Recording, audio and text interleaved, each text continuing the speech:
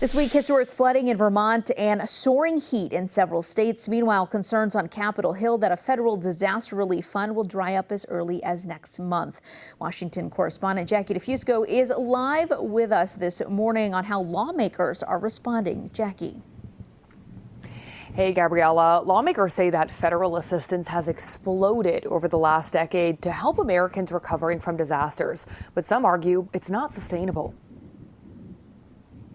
Vermont's capital underwater this week. I was scared for my daughter. My son got evacuated. Heavy rain and roaring rivers flooding thousands of homes and businesses. We're talking about tens of millions of dollars worth of damage. In the nation's capital, renewed questions on whether the federal government can keep up with increasing natural disasters across the country. In a congressional hearing, the head of the Federal Emergency Management Agency predicted a budget shortfall as early as August. We're working very close with the administration to make sure that we have enough funding to make sure we can support those life-saving and life-sustaining operations. A new bill would refill the disaster relief fund, but it's unclear if and when it will pass. We shouldn't have to wait for the money to run out in the middle of hurricane season. Resources strained, as experts say climate change will likely add to FEMA's workload in the future. This is a problem that's only getting worse. Expect worse storms to happen more frequently in the future, and we really need to prepare for that. Government watchdogs say FEMA does not have a good plan right now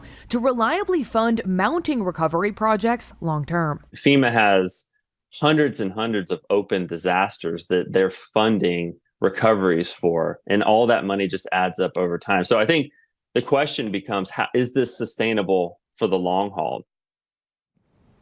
A recent Government Accountability Office report also found that FEMA is experiencing a pretty significant staff shortage, down roughly 35% of their overall disaster workforce. Now, of course, FEMA is taking steps to try to fill that gap, but researchers say it's unclear at this point if it's having an effect. Back to you.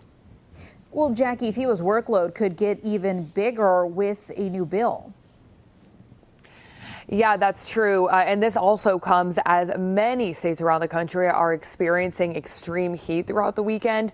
This bill essentially calls for extreme heat to be added as one of the weather events that could be eligible for a major disaster declaration, which would essentially, supporters say, open up the door for more federal aid to these communities and potentially even save lives. Gabriella, back to you.